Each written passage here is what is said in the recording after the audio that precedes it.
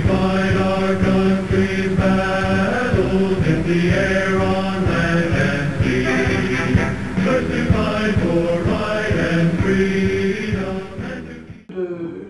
Sociétés militaires privées, avant on les appelait des barbouzes, on les appelait des chiens de guerre, maintenant on les appelle des contracteurs et des entrepreneurs, et il est clair que ça correspond à un changement total de stratégie et que ça accompagne le mouvement du monde vers le transfert de responsabilités aux sociétés privées, les responsabilités qui appartenaient traditionnellement à l'État.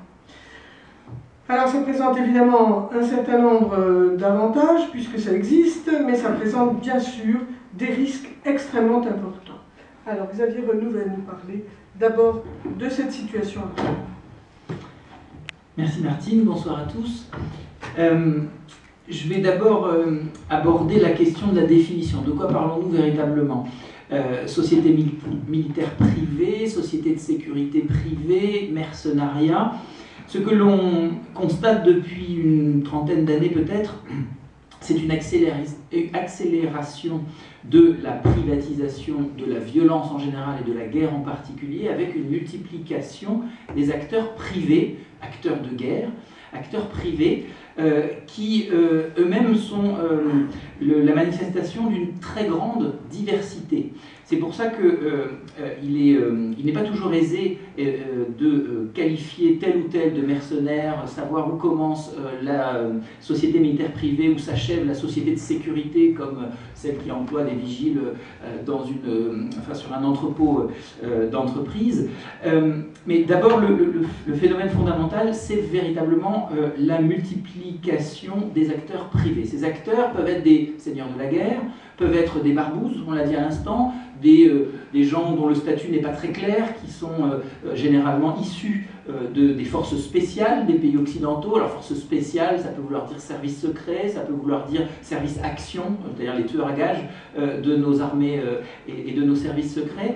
Et quand on parle de barbouzes, c'est que ces gens-là, leur statut n'est plus très clair. Agissent-ils au nom de leur État toujours? Prennent-ils des initiatives qui servent d'abord leurs intérêts avant ceux du gouvernement qui les paye?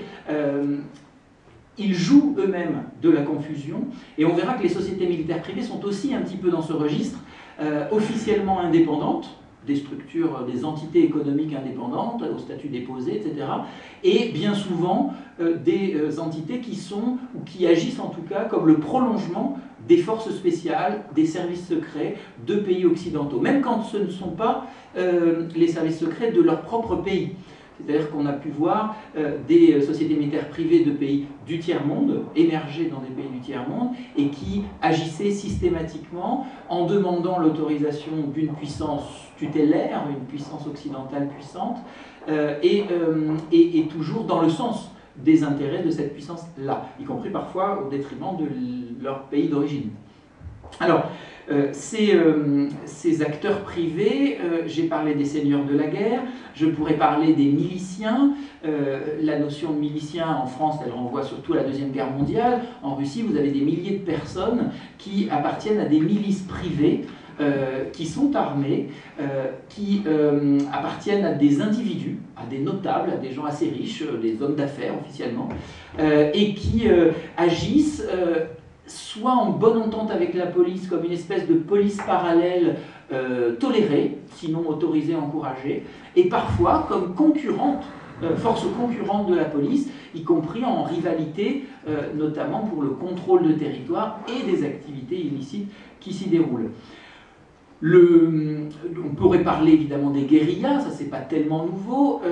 Ce qui s'est pas mal développé, ce sont des guérillas dont les motivations idéologiques s'estompaient un petit peu et qui devenaient des sortes d'États dans l'État avec une économie, on a parlé de narco-guérilla, une économie propre, le contrôle sur un territoire, des relations évidemment de conflit avec l'État souverain, mais aussi parfois de partenariat, de connivence, de partage de ressources, des relations plus complexes qu'il n'y paraît. L'escadron de la mort, c'est encore un acteur privé un peu bizarre. Dans les années 80-70, avec le plan Condor, avec le moment, donc les années 70 ou 60, et le moment finissant des dictatures pro-américaines d'Amérique du Sud, on a vu beaucoup d'escadrons de la mort à l'œuvre. Ils n'ont pas tous disparu.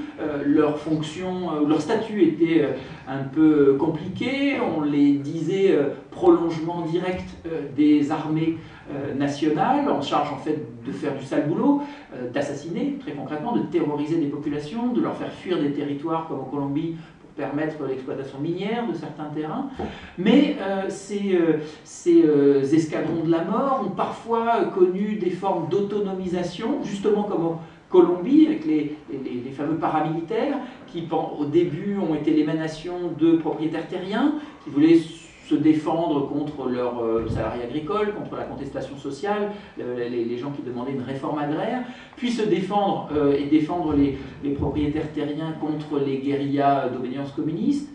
Et puis finalement, ces forces paramilitaires en charge du sale boulot, responsables principalement de l'essentiel des exactions et des violations des droits de l'homme dans un certain nombre de pays d'Amérique latine, ont semblé parfois s'autonomiser, notamment en Colombie, à tel point qu'une forme de répression a eu lieu à leur encontre, de la part de ceux qui étaient jusque-là considérés comme leur superviseurs, leurs dirigeants, le gouvernement.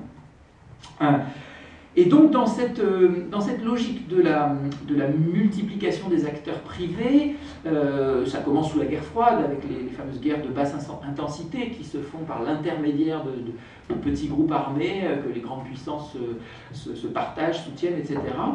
Avec la fin de la guerre froide, on assiste à une sorte de systématisation de cette privatisation de la guerre pour un certain nombre de raisons.